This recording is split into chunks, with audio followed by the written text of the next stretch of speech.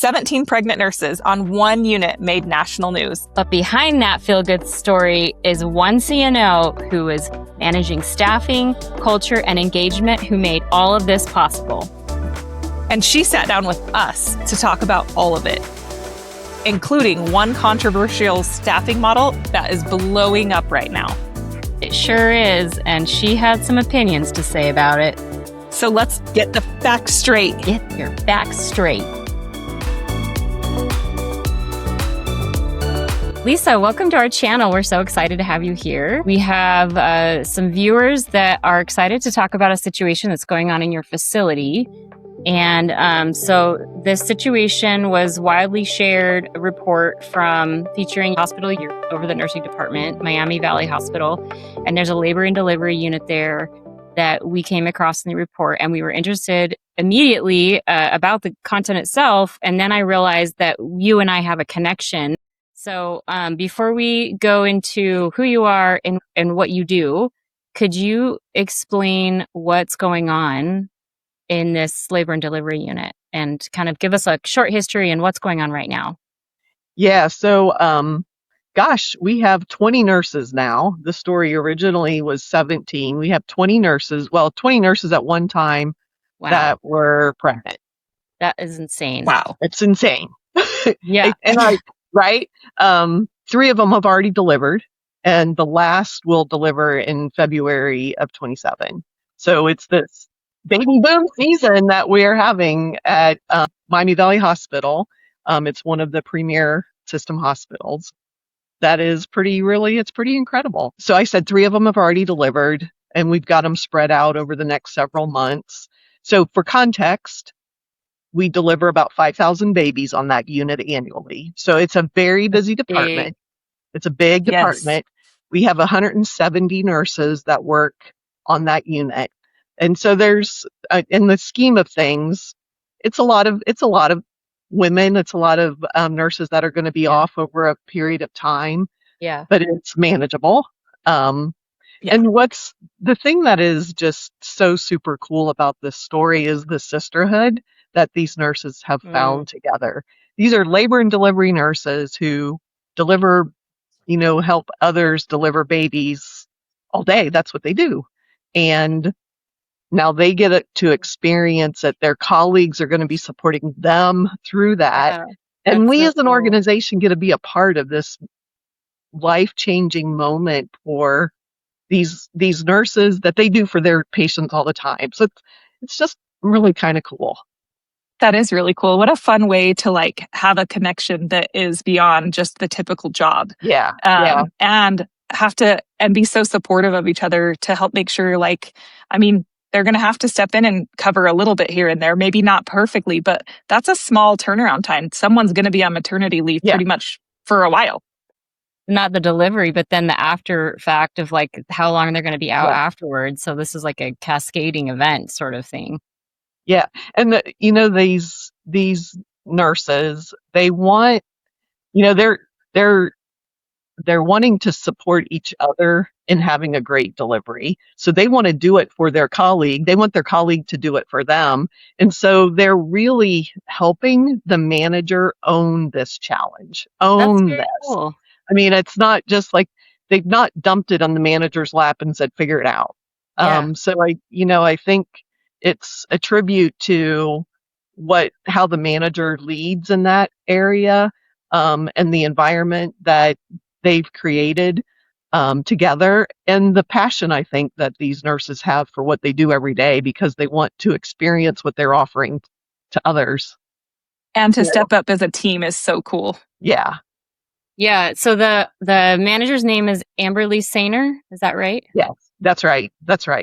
So in the article I read, she said she wasn't really worried about covering the staffing, I think in part because you said this unit's very big. But I like what you're talking about where the staff have stepped up to help and participate in it. Can you talk a little bit about what she's doing that has created that environment? So there's several different things. Obviously, it's not just any one thing. Mm-hmm. From a system perspective, we have a lot of tools that we support our leaders are related to workforce. We have position control tools, we have staffing projection tools. And so working with the system resources, Amberly and her director are able to look at what's the staffing and what's projection look like. What do I have open? And so then we can proactively plan for gaps and then use our toolbox for Yeah. some of the flexible staffing options that we have. But from an engagement perspective, we're pretty diligent about leveraging our employee engagement survey that we do, building action plans with our caregivers around how do we want to solve that, and then keeping that sort of front and center on a regular basis in staff meetings or in our unit-based council meetings to keep that action plan alive. I don't know the details specifically of Amberly's action plan, Yeah. but given the situation, I can't help but believe that staffing is probably a part of making sure that that's happening. For sure. Yeah. Yeah. So your position is by title the System Vice President and Chief Nursing Officer and Chief Executive Officer for Premier Health. Can you talk about the scope of that role and how you oversee the nursing practice across the system's major hospitals? So just a point of clarification, I'm the Chief Nursing Officer and Chief Experience Officer for the system, not Chief Executive Officer. Yeah. I read that wrong. Yeah. I wouldn't want to offend my boss, my boss's boss. I mean, he's the CEO. Fair enough. So Premier has 5 hospitals. Miami Valley Hospital is our flagship and the largest, but 5 hospitals, a large physician network, a home care division, a reference lab.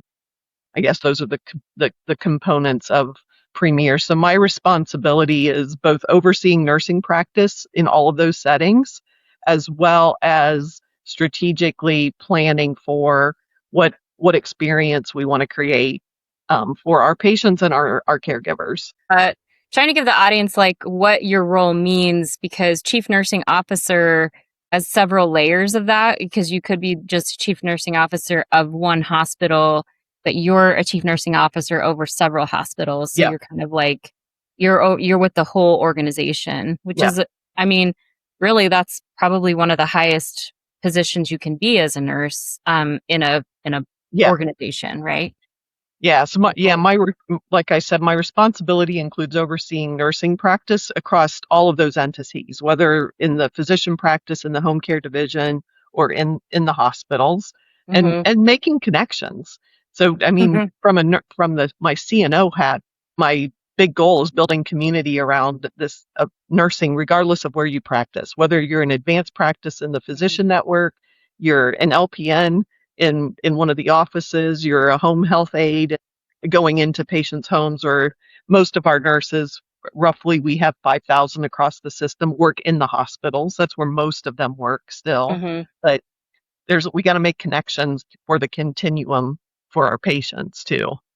I love that you said that, because that's something that Cindy and I strive for. And that's what we're doing some of this for, is so we can build those connections across the spectrum and help people understand the various roles that we all do and why, sometimes there can be a negative connotation occasionally around leadership, but actually we are nurses too. And we do genuinely want to develop a good positive experience for everyone involved. Yes. So I love that. Yeah.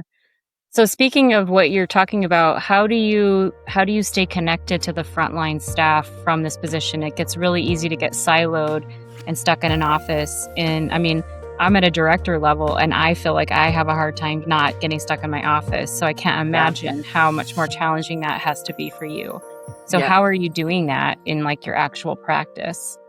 It's so important. And I like to think of myself as really approachable, and people will tell me anything. And I have to remind myself that not everybody's going to be honest with me, mostly because of my title, and my title can be scary, right? I mean, the same thing is true as the director and even at the manager level. And the further you get removed, the more scary those titles and the more ambiguity those titles can bring. So I like to think about, I got to stay in touch with what's happening in the wild. So there's a couple of ways that I do that. First and foremost, it's with my leadership team and having intentional and meaningful conversations both formal and informal drop-ins as I do walkabouts and just touching base with leaders and leaders at all levels, managers, directors, and the CNOs that are at the hospitals. And then I have 2 advisory councils. One of them are direct care nurses from across the system. I meet with them every month, and those council members serve like a 2-year term. Mm-hmm. And then we rotate members and get new members. But the intention with that council is two-way communication, hearing what's going on, what's the pebbles in their shoes, what are frustrating them. And I can also share my perspective about different things that they have questions about, or they're wondering what's going on with this. We talk about what's happening with the profession within our organization and what we see is happening with the profession outside of our organization and how it might help our organization. So them building that relationship with me and getting to know me as just Lisa. Yeah. And then, I get to hear, what's really going on, what happened the last time they were working. And then I also have a frontline leader advisory council. So these are like assistant managers and some nurse managers that are leaders of the direct care staff. So they're at the front line, and I learn a lot from them too. So those 2. And then each of our hospitals has a staffing committee. And the staffing committee is made up of 50% bedside caregivers. And then that's good. Yeah. Sorry, I just wanted to clarify. When you say you have a staffing committee, does that mean that you guys are doing staffing from a central perspective and everybody's working on it together on a facility-wide level? Or are there layers of that? I guess there's probably layers of that. This staffing committee is evaluating our staffing plan, and they make recommendations, which includes, what are the ratios that we're going to staff the unit to? What are the FTEs we're going to budget for? It includes that. It also includes things like, what does our PRN contract look like? And how many hours should our PRN staff be doing? It includes things like, how do we share staff when we've got 5 float nurses that are available and 7 units say they need them? How do we determine who gets the float nurses? So on an annual basis, these staffing committees are evaluating our staffing plan and making recommendations, but they make the recommendations to the committee. And then the committee, does some challenges and then makes some overall recommendations to the nurse executive committee, which will ultimately make the final decision based on other budgeting, fun stuff. Yeah. And so we have a lot of great discussions in that staffing committee. And I don't attend all of those staffing committees. And most of that is then funneled up to me from the chairs of those staffing committees. Yeah. And then the other way that I stay connected is 3 times a week on all of our inpatient units and several of our other areas, we do Gemba walks. So nice. And I don't walk every time, but I do it regularly enough that I get a good feel for what's happening, and then I can recognize people or ask further questions. So those are probably the key things when I think about how do I stay connected.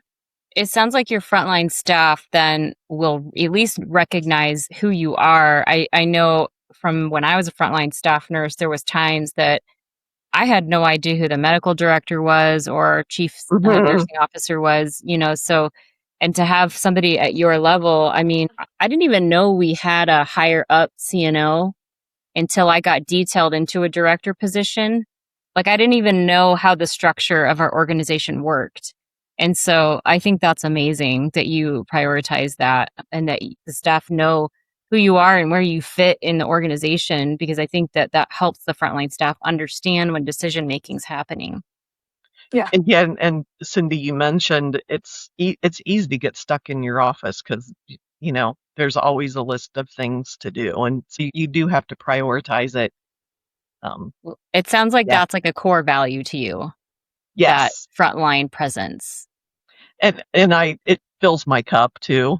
It's one of those things that when I can go do my walkabouts, I remember why I love being a nurse when I do that too.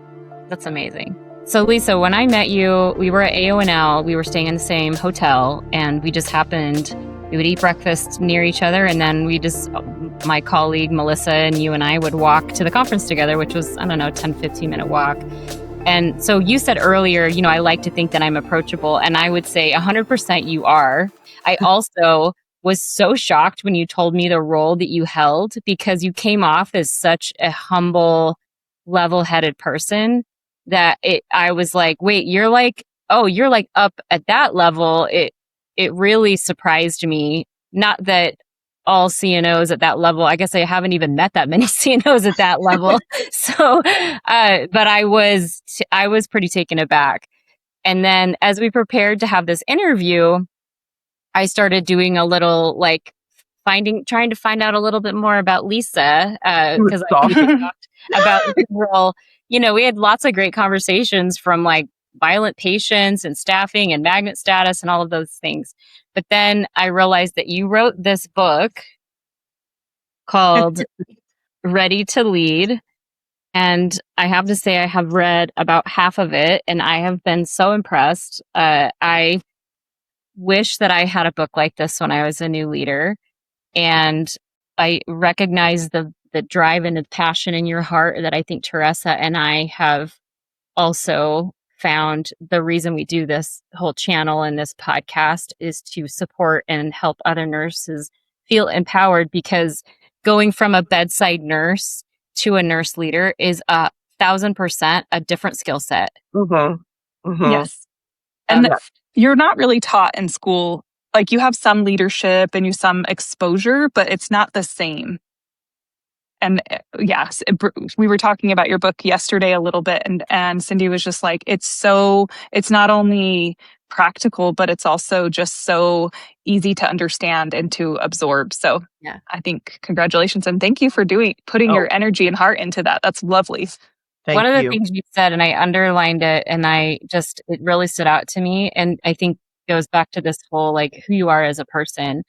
You said, throughout my leadership career, people have asked me if I miss being a nurse, and I let the sting of offense pass. I will always be a nurse. And then I tell them I'm still very much a nurse. I take the very best of what I love about nursing, and I apply it to the teams I'm working with. Where did that come from? Like, what place in your heart is that message?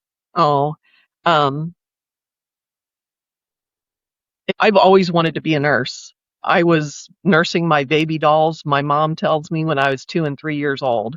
So I think nursing and being that wanting to take care of others has always been a part of me.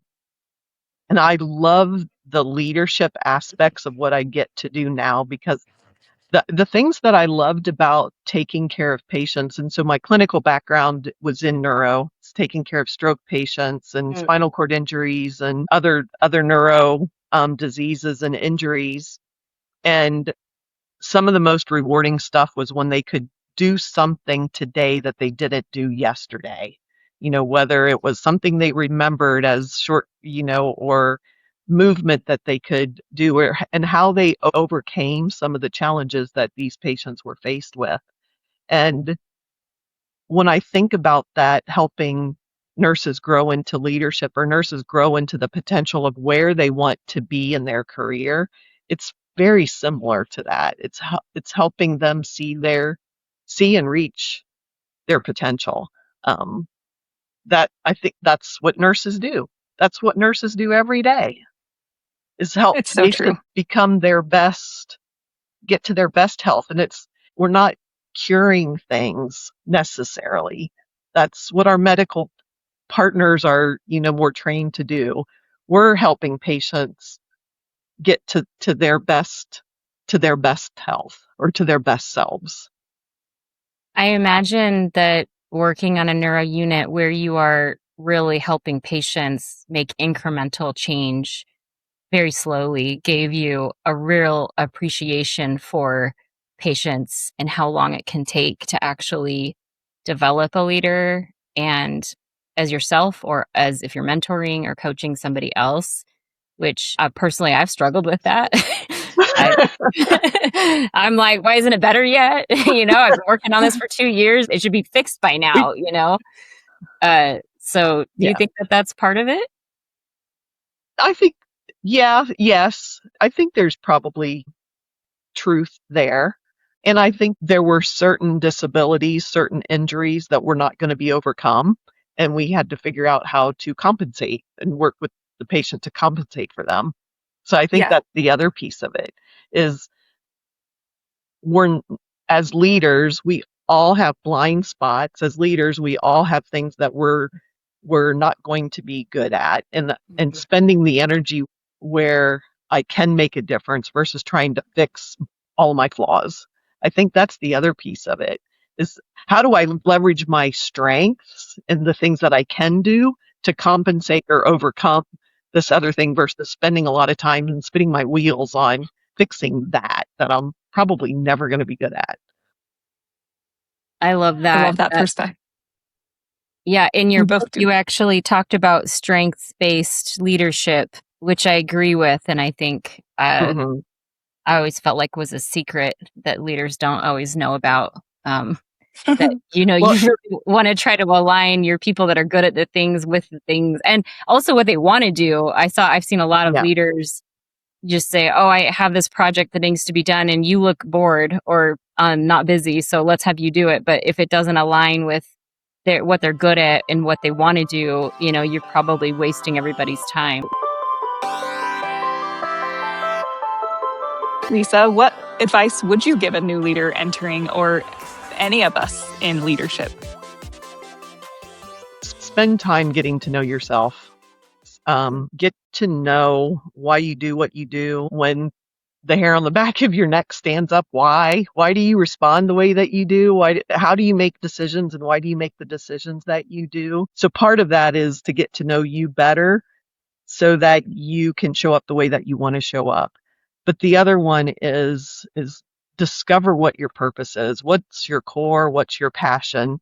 Because when you know that about you and you can choose those areas that can feed your soul, it's amazing what you can do and what you can overcome when you're feeding your soul.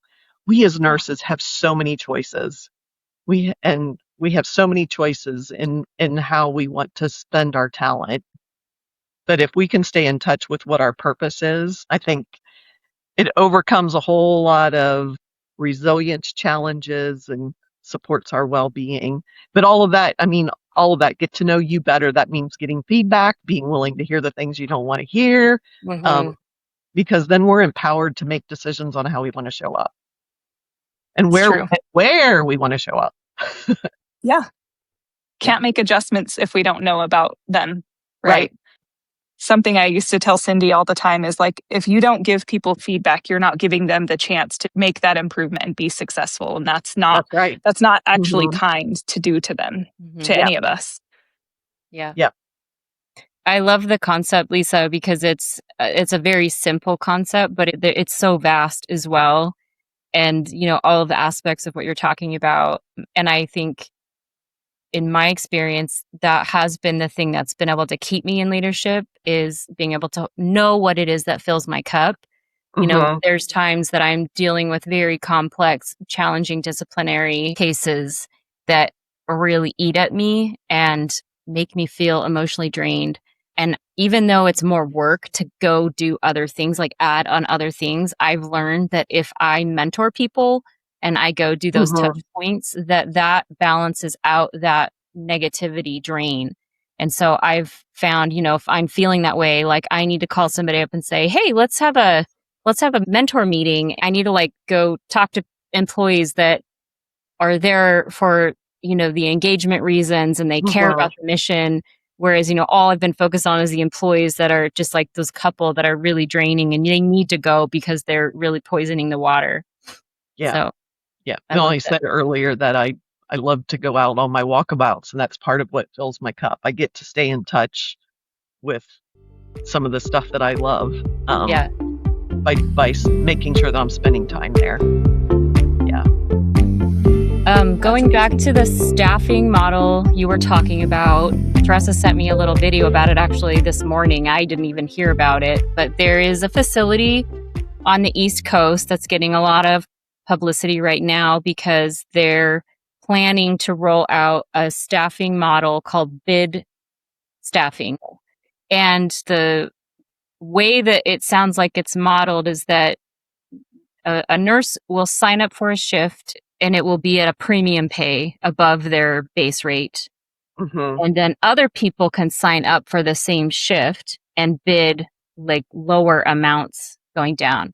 So there's been a couple different perspectives that I found. One is like very sensational, and they're basically saying that they're going to let people keep bidding until they get the lowest bidder, and then they're going to take that nurse and say, "Oh, we're going to take the cheapest version." I've also looked into like what the facility's perspective was, and their perspective was that they were trying to entice people to sign up earlier and entice them to sign up for shifts that are undesirable. And it'll be interesting to see if they do actually go forward with it, because I'm wondering if they'll pull back because they're getting so much negativity. Mm-hmm. Is, how's that actually going to work?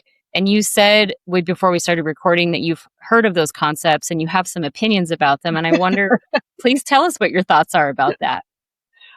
What I like about them is that individual nurses are putting their own value on their time. They're saying, I'm going to work for this. So at the individual, this much. So the nurse is saying, I'm willing to do it for this. And other nurses might say, I'm willing to do it for this, and others for this. But I mean, there are so many dynamics that go into staffing. And we've talked about here is how sometimes we escalate our staffing, our vacancies, or where there's gaps in staffing, is you start out offering here, and then pretty soon you're offering here, and then you're offering here. And then at the last minute, we're like, oh my God, we got to do this. Whereas if we could offer something higher sooner, we wouldn't go into the scrambling at the last minute to fill a need. And so this concept, I think, could potentially allow us not to get into the firefighting mode as much and potentially put patients at risk. I mean, ultimately, we're here to take care of the patient. So it's an interesting, I think, solution. It'll be really interesting to see how it plays out, because there are so many dynamics. And yeah.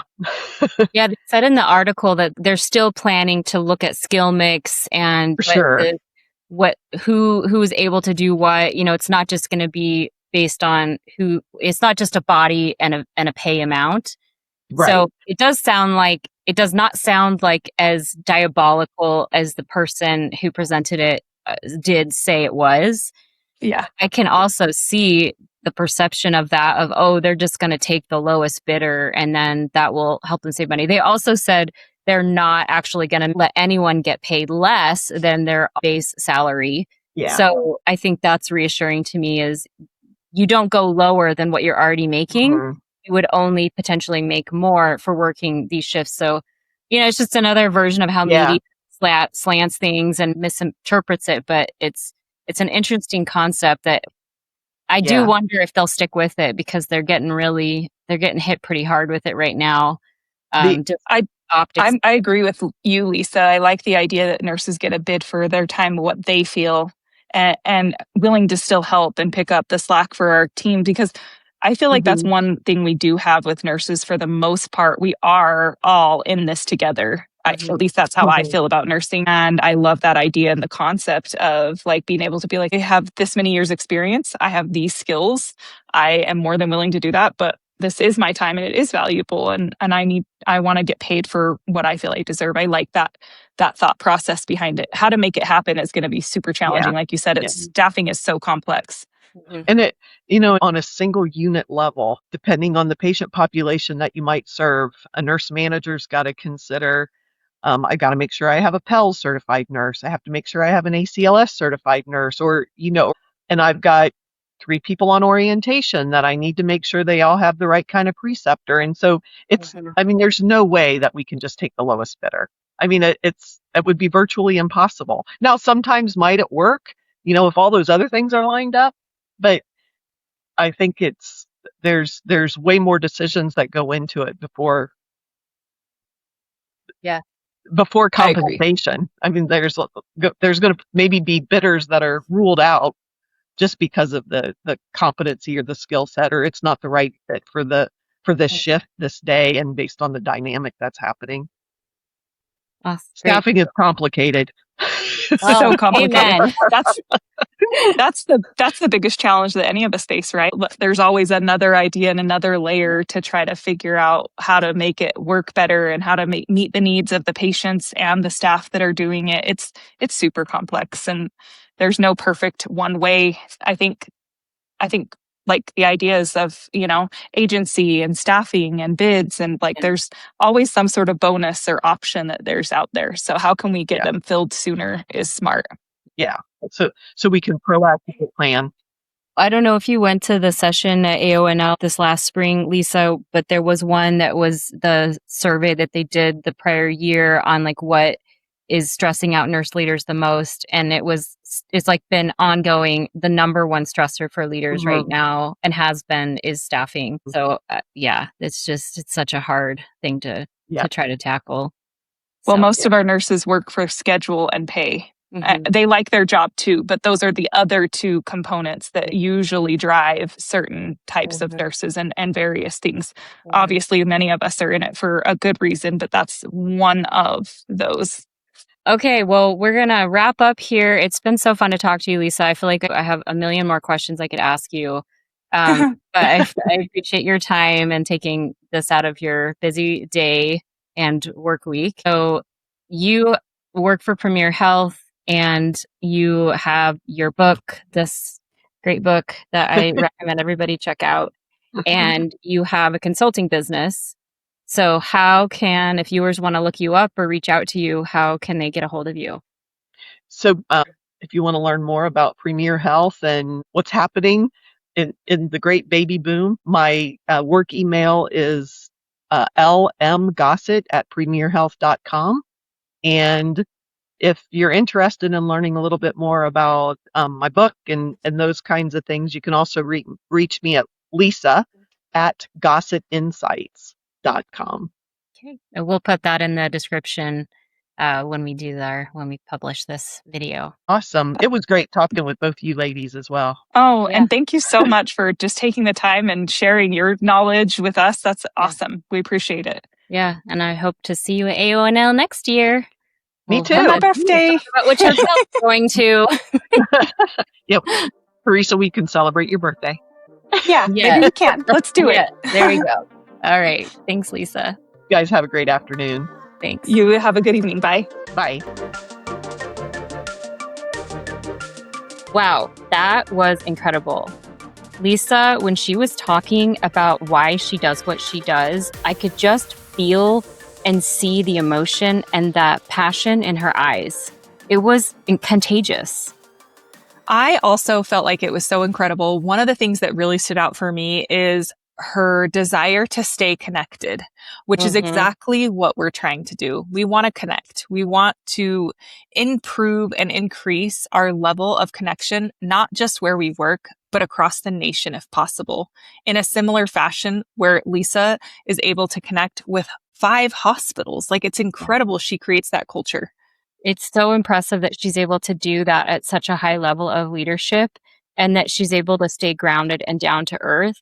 And clearly the culture that she's created in her hospital is widespread. And that has to be because of who she is and how she shows up. And I just feel so inspired by her, and I feel very renewed. This is going to be something that I'm going to be thinking about for a long time, and how I show up in my own leadership. Yes. Agreed. Her approachability and humility, she creates a safe space, even just over our interview and discussion we had. Like, just so welcoming and kind and thoughtful and considerate. And you're just like, thank you so much for taking time out of your busy day to have this conversation when you're doing such massive impact everywhere. Yep, totally. And I told her before the interview, I said, because I've read like half of her book now. I told her, I said, it just felt like a warm hug. Like, I felt like so encouraged and safe. And I'm not even a new manager. I was even like having this reparenting experience of going back to those first days when things were dark and scary, and like pretending that Lisa was there and helping me sort of heal a little bit from the trauma of that experience. So yeah, I really am so impressed by her. So I hope you guys enjoyed the interview. I know we really enjoyed it, and we look forward to bringing up some more awesome content for you in the future. And go buy Lisa's book.